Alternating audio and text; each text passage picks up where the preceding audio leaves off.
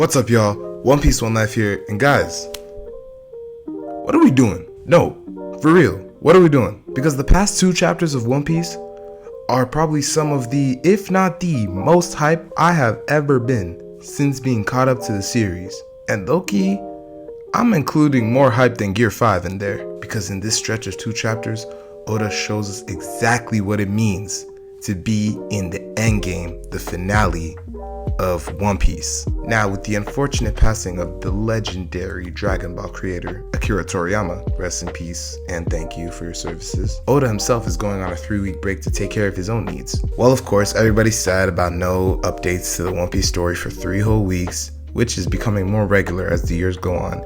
Honestly, that's not a bad thing because it means we have One Piece for a longer time. And of course, we want Oda to be in tip-top shape for that. Besides, trust me, he has left us with more than enough to talk about for the next 3 weeks. So without further ado, let's get into One Piece Chapter 1110 and 1111 reviewed. But first, guys, y'all already know what I'm about to say. Like the video, subscribe to the page for more One Piece content just like this, and share it around with all your friends who love One Piece. Let's get it going. So in 1110, we start out by seeing what the cover series actually is going to be, and surprise, surprise, turns out one of my predictions was right.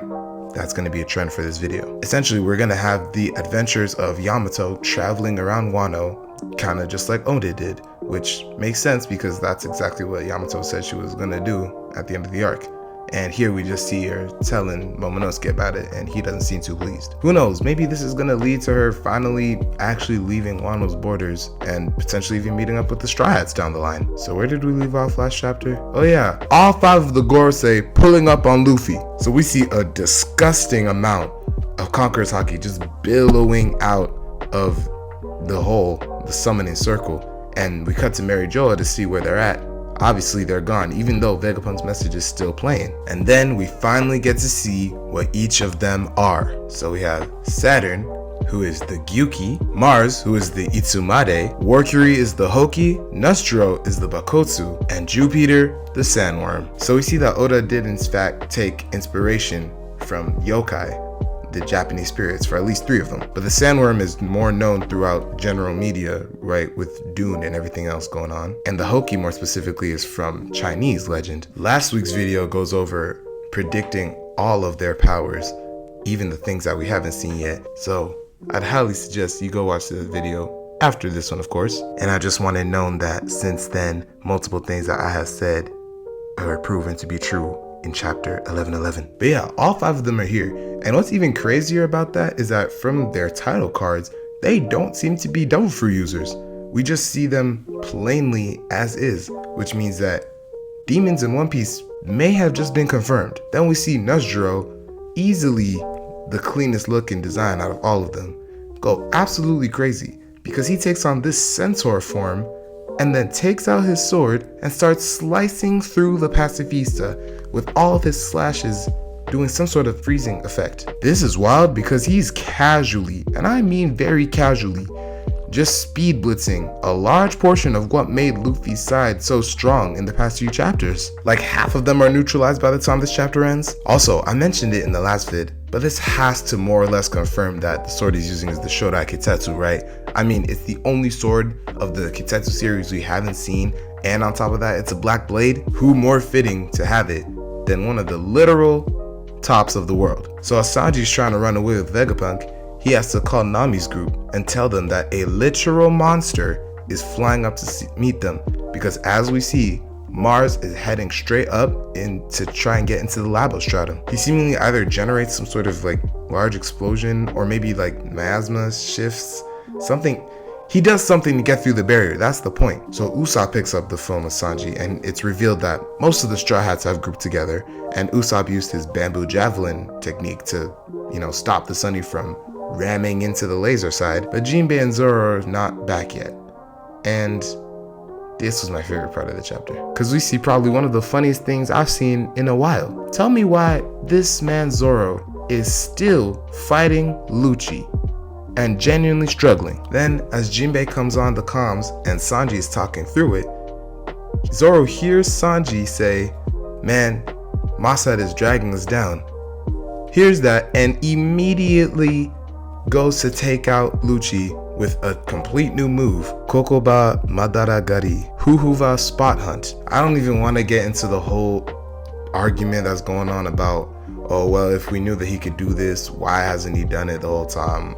I don't care no more. All I'm saying is that from what we see in this chapter, Zoro could not have beaten Lucci without Sanji confirmed. So then back outside, you have Jupiter digging into the ground and literally popping back up to swallow Luffy. That sounds crazy. But that's when the goats, Dory and Bragi, finally show up on the battlefield itself and use a new combined move, Taiyo Noko, or the Sun Saw, and they cut Jupiter into like 3 segments, allowing Luffy to be free. And then of course, the reunion between Luffy and the Giants. That chapter ends on a surprisingly light note, despite the fact that we're seeing literal demons. But before we get into chapter 11:11, can we just appreciate the color spread? We have a beautiful spread of all the Straw Hats eating fries, and who joins them but Kuma, Vegapunk, and Child Bonnie? Who knows, is this Oda's way of telling us that Bonnie's gonna join the crew? So at the Labostratum, we see that Mars has indeed gotten through without seemingly taking any damage,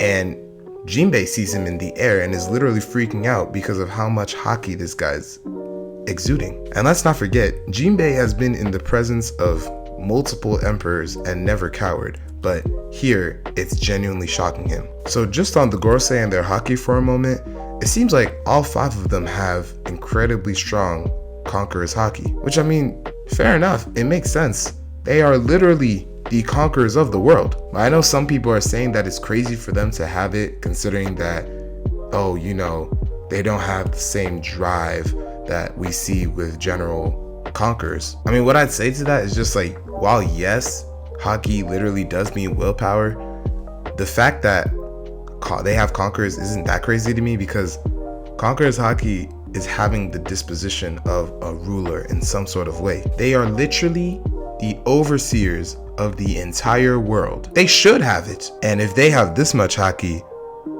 imagine how much Imu has. But anyway, Jinbei sees this and he's like, okay, listen, Zoro, we have got to go.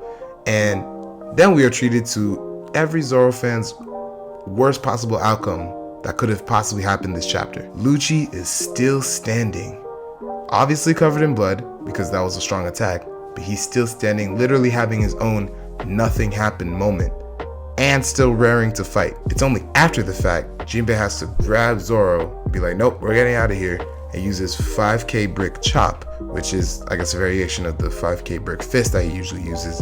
And that kind of pushes Lucci back, but also, more importantly, gives them a large enough dust cloud to escape. Zoro fans, oh my goodness. Like, genuinely, I don't know whether we need to scale Zoro down or Lucci up.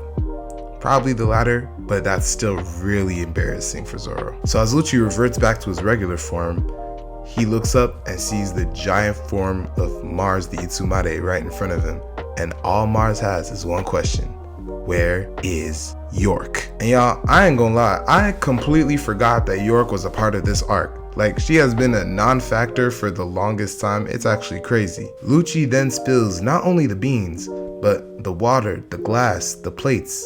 Lucci spills everything. He literally tells them everything. You have the fact that York, as well as 7 Straw Hats and 2 Vegapunks, are still holed up in the lab, and as well as the fact that the Seraphim and some CP agents are down below in the basement. Then we get an unusual, interesting perspective on Rob Lucci, where he says, please, my partner Kaku, he's still in there. Please, spare his life.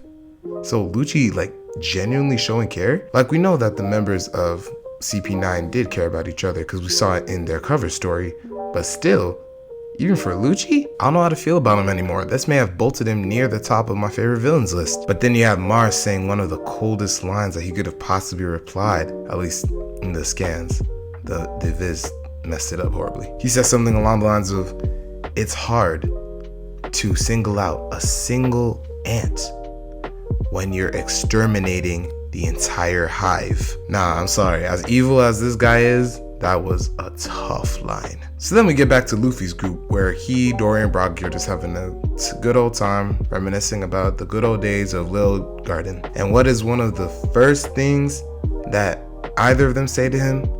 How do you know of the appearance of the god that we worship, which means that the theory I made a few weeks back talking about the fact that Joy Boy was a giant was likely confirmed. I'm just gonna say it. It was likely confirmed, if not at least strongly supported. I mean, one of my main points from that video was that the giants worship Nika too, which you can check the video out after this one to get more info about it. As they stare down Mercury and Saturn, they note that they look exactly like beasts that you would find on Elbaf, and all I'm saying is I'm excited to go to Elbaf. Like, let's leave these bums already, please. Turns out Sanji already told them of the escape plan, so they literally came just to escort the Straw Hats.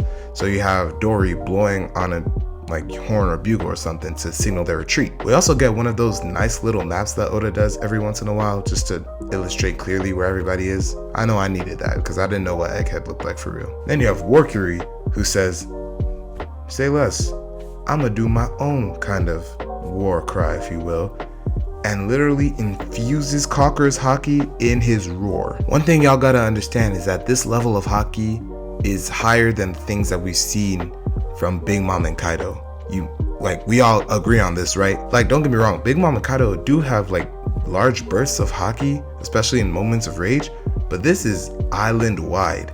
We have never seen something like this. Then Mercury shows us another power where apparently he can turn his tusks into swords, which is, I don't know, pretty cool. But as he comes down to crash on them, both of the giants use another combined attack called Svalin Sunshield and block the strike. They then uppercut him with, and I'm probably gonna pronounce this horribly, Skilda, something like that. But interesting to note, Mercury seems to imply that they have some sort of past with the giant race, which means that it seems a lot like that can also be another contributing factor to the Joy Boy as a giant theory. And I just love when things fall into place. Also, I love how Dory and Bragi are partners in the truest sense of the word. Like, all their combined attacks are super dope and stuff. I pray for the days when I can see Zoro and Sanji making these kind of combined attacks. So then we have Saturn pulling up and using Poison Spit, which is another thing that I predicted he could do in my powers video. But then Luffy just turns into Mash Burn Dead. So Luffy takes a random palm tree from the surrounding area, right? Gnaws it into the shape of a baseball bat and then paints it black. He then uses the bat and literally swings and hits the globs of poison back at them, which literally causes them to explode. But even as that happens, Luffy tells the giants, yo, we need to go. These guys seem to be immortal, which again just raises questions about what the heck these guys are. So as everyone seems ready to head to the escape point, we see that the vice admirals are in front of the ship trying to block them, aka the fodder. I don't know why we're still trying to act like these vice admirals are going to change anything. But then we see that Kizaru is still down on the other ship that he was thrown into, and it seems like even though he's wounded, Loki, what wounded more is his heart of having to kill one of his closest friends. So he's trying to stall, just leave me alone. Don't send me back in there. We finally see York again as Mars reaches her. And then in the last scene of the chapter, we see that the Iron Giant is finally awake, and the very first thing it does, or at least we hear from it, is just a thought bubble with the words, "Sorry, Joy Boy." So now there's some sort of connection between Joy Boy and the Iron Giant too? What was the Iron Giant doing raiding the Holy Land 200 years ago? My immediate thought is that maybe it was trying to get back the giant straw hat, because that giant straw hat was Joy Boy's. And so it was trying to get back to it, or get it back from the people who are keeping it, the world government. But for some reason it died out before it could. Then also, you have to wonder about how human-like this thing is, because I mean, it's a giant iron suit of armor essentially, but it has very human-like thoughts, or at least it seems to be that way. So what it seems like to me is that this is another companion of Joy Boy who was cursed or punished in some way, just like Zunisha was. Now this is actually making me more hyped for the Void Century flashback, because it seems like everyone who's associated with Joy Boy was either wiped out or horribly punished for their sins. But yeah guys, that's the latest 2 chapters of One Piece for a good while, but some really interesting things have come out. Just, talking about the Iron Giant, talking about the demonic forms of the overseers of the world.